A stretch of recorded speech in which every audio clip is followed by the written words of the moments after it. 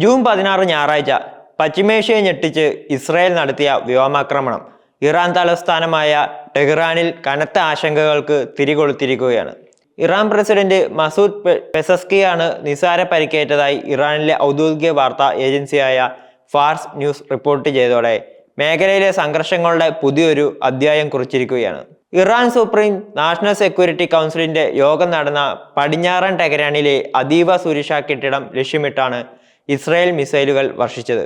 Iran president Masoud പെസസ്കിയാൻ കാലിനാണ് പരിക്കേറ്റതെങ്കിലും ലക്ഷ്യം തെറ്റാതെയുള്ള ഈ ആക്രമണം ഇസ്രായേലിന്റെ രഹസ്യാന്വേഷണ മികവിനെയും ആക്രമണശേഷിയെയും ഒരിക്കൽ കൂടി അരക്കിട്ടുറപ്പിക്കുന്നതായി.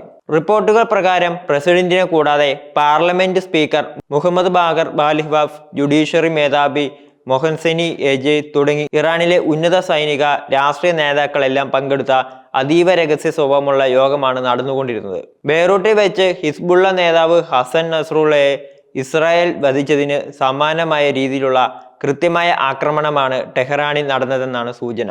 കെട്ടിടത്തിന്റെ പ്രവേശന കവാടത്തിലേക്കും പുറത്തേക്കുള്ള കവാടത്തിലേക്കും 6 മിസൈലുകളാണ് പതിച്ചത്. ആക്രമണം നടക്കുമ്പോൾ ഇറാനിയൻ ഉദ്യോഗസ്ഥർ കെട്ടിടത്തിന്റെ താഴത്തെ നിലകളിലായിരുന്നു.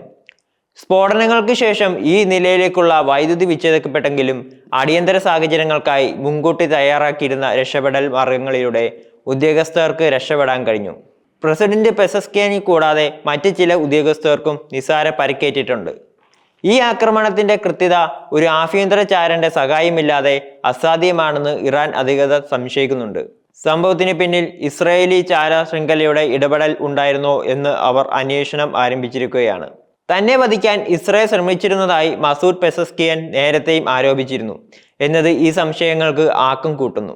ഇസ്രായേലും ഇറാനും തമ്മിലുള്ള നിഴൽ യുദ്ധം പതിറ്റാണ്ടുകളായി പശ്ചിമേഷ്യ വേട്ടയാടുകയാണ്. ഒരു തുറന്ന യുദ്ധത്തിലേക്ക് ഇതുവരെ കാര്യങ്ങൾ എത്തിയില്ലെങ്കിലും രഹസ്യ ഓപ്പറേഷനുകളിലൂടെയും സൈബർ ആക്രമണങ്ങളിലൂടെയും പരസ്പരം ആക്രമിക്കുന്നത് പതിവാണ്. ഇറാനിയൻ ആണവ പദ്ധതികളെയും മിസൈൽ ശേഷിയെയും ഇസ്രായേൽ ഒരു ഭീഷണിയായാണ് കാണുന്നത്. തിരിച്ചും ഇസ്രായേലിനെ ഒരു അധിനിവേശ ശക്തിയായും മേഖലയിലെ സുരക്ഷയ്ക്ക് ഭീഷണിയായും ഇറാൻ കണക്കാക്കുന്നു. കഴിഞ്ഞ 12 ദിവസത്തെ യുദ്ധത്തിനിടെ ഇസ്രായേൽ സൈന്യം നിരവധി ഉന്നത ഇറാനിയൻ സൈനിക നേതാക്കളെയും ആണവ ശാസ്ത്രജ്ഞരെയും വധിച്ചിരുന്നു. ഇറാൻ റവല്യൂഷണറി ഗാർഡ് കോർപ്സിലെ മുതിർന്ന കമാൻഡർമാരും ആണവ ശാസ്ത്രജ്ഞന്മാരും പലപ്പോഴായി ദുരൂഹ സാഹചര്യങ്ങളിൽ കൊല്ലപ്പെട്ടതിന് പിന്നിൽ ഇസ്രായേലിന്റെ മൊസാദ് ഏജൻസിയാണെന്ന് ആരോപണങ്ങൾ ഉയർന്നിരുന്നു. ഈ ആക്രമണങ്ങൾക്കെല്ലാം തിരിച്ചടി നൽകുമെന്ന് ഇറാൻ പരസ്യമായി പ്രഖ്യാപിച്ചിട്ടുമുണ്ട്.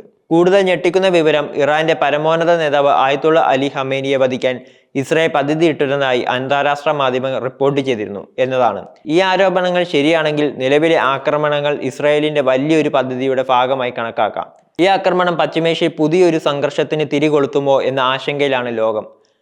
ഇറാന്റെ പരമോന്നത നേതാവിന് ശേഷം രാജ്യത്തെ ഏറ്റവും പ്രധാനപ്പെട്ട രാഷ്ട്രീയ അധികാരസ്ഥാനമായ പ്രസിഡന്റ് നേരെയുണ്ടായ ആക്രമണം ഒരു സാധാരണ സംഭവമായി കാണാൻ കഴിയില്ല. ഇറാൻ ഇതിന് എങ്ങനെ പ്രതികരിക്കും എന്നതാണ് ഇനി നിർണായകം. ശക്തമായ തിരിച്ചടി നൽകാൻ ഇറാൻ ശ്രമിച്ചാൽ അതൊരു വലിയ പ്രാദേശിക യുദ്ധത്തിലേക്ക് കാര്യങ്ങൾ കൊണ്ടെത്തിക്കാൻ സാധ്യതയുണ്ട്. അമേരിക്ക, റഷ്യ, ചൈന തുടങ്ങിയ ലോകശക്തികൾ ഈ സംഭവ വികാസങ്ങളെ അതീവ ജാഗ്രതയോടെയാണ് നിരീക്ഷിക്കുന്നത്.